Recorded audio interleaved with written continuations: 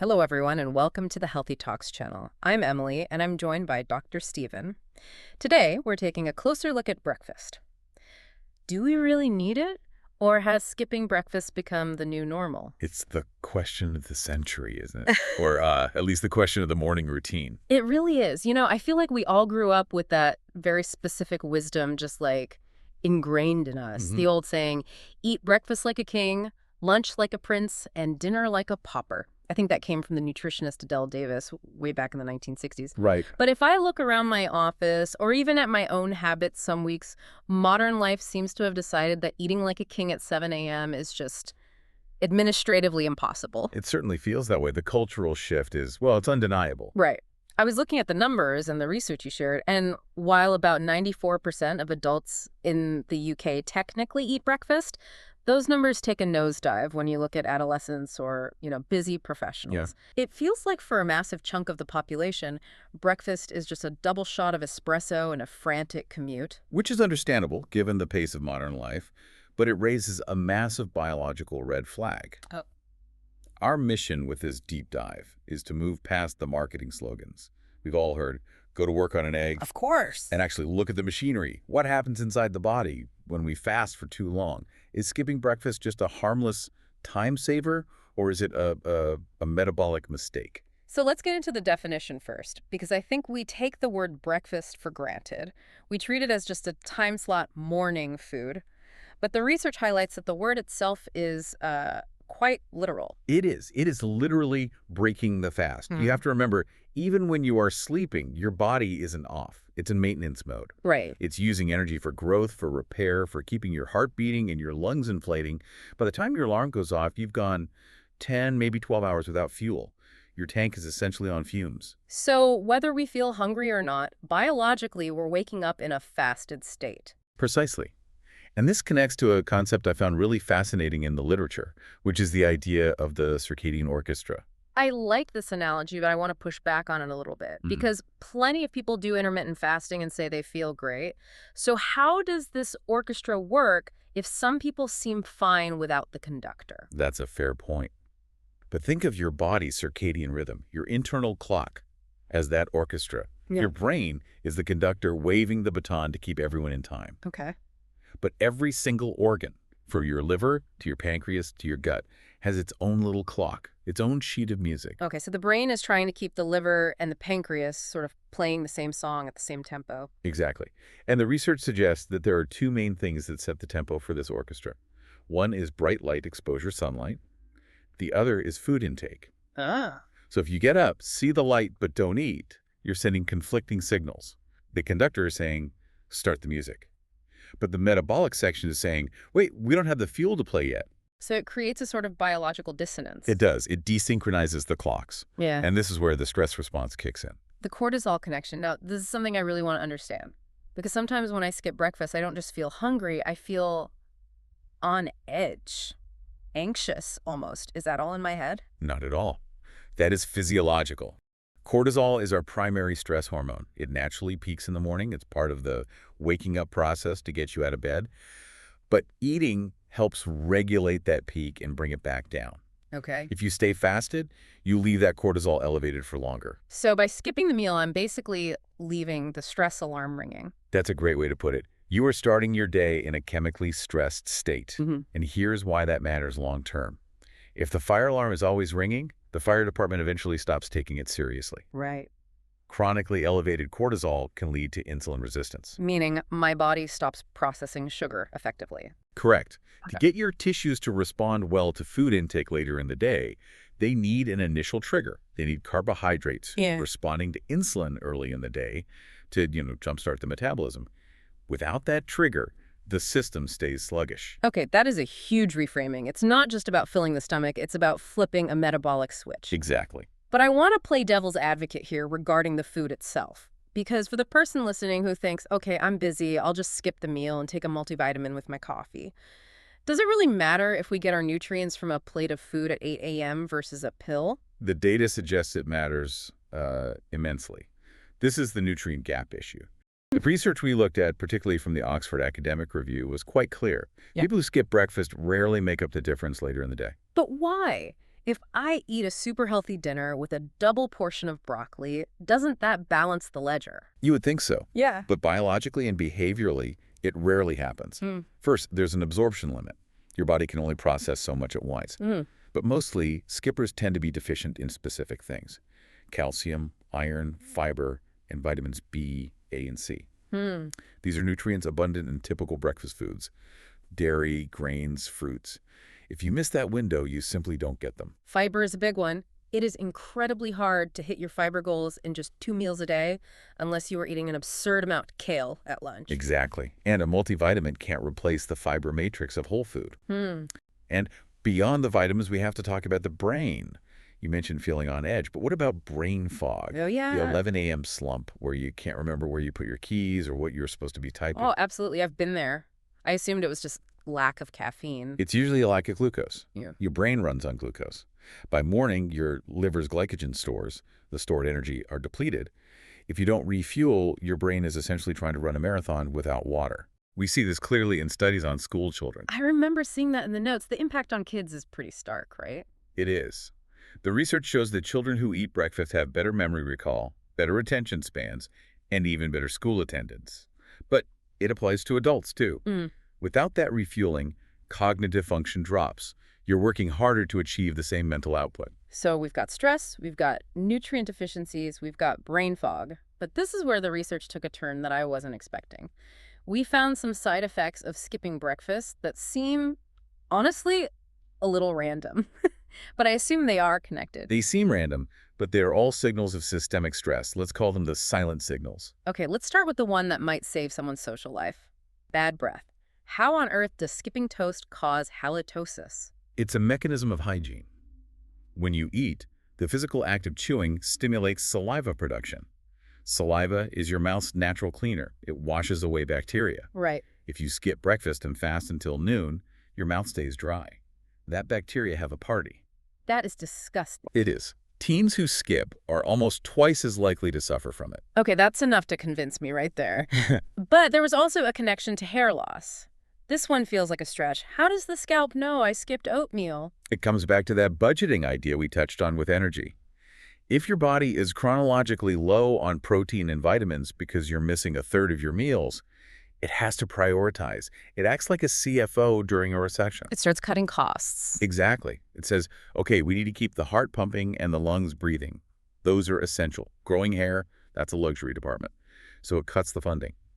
Thinning hair is often a symptom of that chronic nutrient deficit found in habitual skippers. That makes sense when you frame it as resource allocation, and I suppose that same logic applies to the reproductive health issues the studies mentioned. Yes, and this is crucial. The research found a specific link between skipping breakfast and reproductive dysfunction in women. Increased pain during periods, dysmenorrhea, and irregular cycles. Again, the body senses a state of famine or stress, and it disrupts the hormonal signals that regulate the cycle. It's not a time for reproduction. It's a time for survival. It really does seem like the body's just waiting for that go signal in the morning, and if it doesn't get it, things start to go wrong in all sorts of departments, including, surprisingly, the gallbladder. Yes, gallstones. This is mechanical. Yeah. The gallbladder releases bile to help digest food. If you don't eat, the gallbladder doesn't contract. The bile sits there, becomes concentrated over time, and can crystallize into stones. So eating in the morning literally gets things moving. Literally. Okay, so we've established that skipping is biologically messy, but we have to address the elephant in the room. The reason most people skip breakfast isn't because they hate food, it's because they want to lose weight. The calorie deficit logic. Right, it seems so sound to so many people. If I skip a meal, I am eating fewer calories. If I eat fewer calories, I will lose weight. I know so many people who use skipping breakfast as their primary diet strategy. Why is that wrong? Well, the logic is sound on paper, but biology isn't math. It's chemistry. And the chemistry often backfires. How so? Well, let's look at the data. There was a study of obese women where they tested this specifically. They found that skipping breakfast didn't guarantee weight loss. In fact, habitual skippers generally have higher body mass indexes, or BMIs, than breakfast eaters. So the people skipping the meal are often heavier than the people eating the meal. I mean, that is completely counterintuitive. It's what we call the hormonal hijack. We have to talk about two hormones, ghrelin and leptin. Okay, break them down. Leptin is the I'm full, stop eating hormone. Ghrelin is the feed me now hormone. Okay.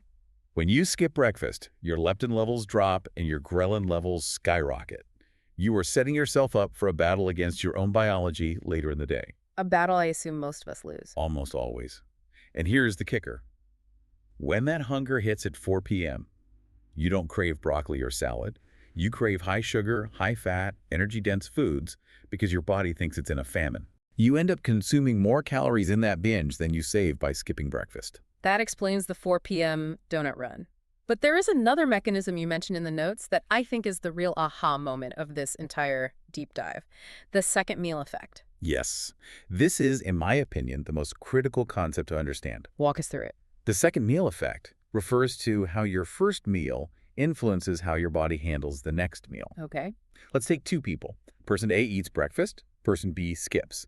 They meet for lunch and eat the exact same sandwich. Same sandwich. Person A's body is primed. Their metabolism's awake, their insulin sensitivity is good, they process that sandwich efficiently. And person B? Person B, who skipped breakfast, has a completely different reaction. Their body is in that famine mode we discussed. Their insulin response is impaired.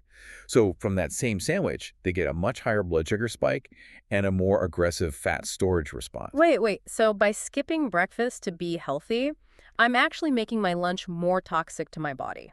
Effectively, yes. You make the second meal more metabolically damaging. That is wild. And it leads directly to the late night trap. This is the pattern we see constantly. Skip breakfast, have a light lunch because you feel guilty, and then you are starving by 7 p.m. So you eat a massive dinner, maybe snacks on the couch. Which feels justified because I haven't eaten all day. Exactly. But eating a heavy caloric load late at night is metabolically terrible for you. Your body is winding down for sleep, not gearing up to burn energy. This drastically increases the risks of obesity and cardiovascular disease.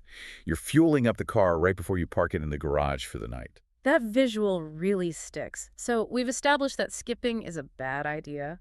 But I feel like we need to define what eating means. Because if I grab a chocolate-covered donut and a sugary latte, am I really doing my circadian orchestra any favors? You might be getting the conductor to start the music, but it's going to be a heavy metal concert when you wanted a symphony. This is the sugar trap. Because marketing has convinced us that breakfast basically means dessert. It has. Sugary cereals, pastries, muffins. We know from the data that 1/3 of cereals are dangerously high in sugar. Spiking your blood sugar first thing in the morning leads to a massive crash later. That is not the solution. That will just put you back on the roller coaster. So what is the antidote? If we want to avoid the hunger cycle, avoid the insulin spikes, and actually fuel the brain, what should be on the plate? The magic combination is protein and fiber. Why protein specifically? Protein suppresses ghrelin. Remember, the hunger hormone. Better than fats or carbohydrates. If you eat a high-protein breakfast, you stay fuller longer. It satisfies the signal. So give us some concrete examples. What does a metabolically approved breakfast look like? It doesn't have to be fancy. Eggs are the gold standard, complete protein, healthy fats. Greek yogurt is fantastic, nuts and seeds. In the fitness community, we see things like proats, Oh, pro. which is just protein powder mixed with oatmeal. Oh, I've tried that. It's actually pretty good, like a thick Yeah. porridge. It's excellent because you get the fiber from the oats to slow down digestion and the protein to kill the hunger. Or even an egg white omelet with spinach. The goal is to give the body fuel that burns slow and steady, not a flash in the pan like sugar. I have to ask about exercise before we wrap up because this is a huge debate in the fitness world. Fasted cardio. I know people who swear that if they run on an empty stomach, they burn pure fat. Is there any truth to that, or should we be eating before the gym? It's a nuanced area, and people get very dogmatic about it. The research indicates that while fasted training, working out on an empty stomach, might burn slightly more fat during the actual session, it doesn't necessarily change your body composition in the long term. So you might burn an extra gram of fat while running, but it balances out over the week. Exactly. And there's a downside. If skipping breakfast means you have less glycogenless energy, you might not work out as hard. You might quit 10 minutes early because you feel lightheaded or weak. That's definitely happened to me. I hit a wall and just go home. Right, so the recommendation is if you can't stomach a full meal, have a small snack, a banana, a little yogurt. Fuel the muscles so you can actually perform at intensity, and then have a proper protein-rich recovery meal afterwards. That seems much more sustainable. Okay, let's pivot to the practical takeaways because I know there is someone listening right now thinking, okay, I get it, I need to eat, but I am just not hungry at 7 a.m. The thought of eggs makes me nauseous. Do they have to force feed themselves? No, and we shouldn't fight our bodies entirely. Intuitive eating has a place here. The advice isn't that you must eat the second your eyes open. If you aren't hungry at 7 a.m., that's fine. But the goal is to break the fast sometime in the morning. So a mid-morning meal counts. Absolutely. If you eat at 9:30 or 10 a.m., that is still breakfast. It's about stabilizing that blood sugar before the afternoon crash hits. If you can push it to 10 a.m. and have a healthy, protein-rich meal, that is far better than waiting until 1 p.m. and binging. And what about the menu? If we're building the ideal routine, we are avoiding the beige diet. Yes, Yeah. we are avoiding the pastries, the white toast with jam. These are energy zappers. We want savory over sweet. I like the idea of savory over sweet. I feel like once you switch to a savory breakfast like eggs and tomatoes, you stop craving the sugar as much for the rest of the day. It resets your palate. And there's one more timing tip that came up in the research that is really helpful, the 12-hour window. Yes. Tell us about this. This sounds manageable. It is. It's a gentle form of structure. The idea is to leave a 12-hour gap between dinner and breakfast. So if you finish dinner at 8 p.m., don't eat breakfast until 8 a.m. This gives your gut bacteria time to rest and recover, which is great for digestion and inflammation. But the key is that the fast must end. Correct. The fast must end to kickstart the metabolism for the day. It's about balance, not starvation. This has been such an enlightening deep dive. I feel like we've really dismantled the marketing and looked at the actual machinery. So, to recap for everyone listening, skipping breakfast isn't the weight loss hack you think it is. It messes with your hormones, raising cortisol and ghrelin. It puts your brain in a fog, and it sets you up to overeat junk food late at night. Precisely. It's a stressor on the body, not a shortcut to health. And that second meal effect is something I'm going to be thinking about a lot. The idea that skipping breakfast makes my lunch worse for me is a total game changer. It connects everything together. It shows that your body remembers what you did or didn't do 3 hours ago. So as we wrap up, leave us with one final thought, something to make us think differently tomorrow morning when that alarm goes off. You know, we've spent this whole time asking if we should skip breakfast. We worry about those morning calories. But looking at the data on blood sugar, heart health, and obesity, maybe the real danger isn't missing breakfast. Maybe the real danger is the heavy late-night dinner we eat because we were starving all day. If you fix your morning, you fix your night. And that might be the most important change of all. If you fix your morning, you fix your night. I love that. Thank you so much for breaking this down with us. And thank you everyone for listening to another deep dive on the Healthy Talks channel.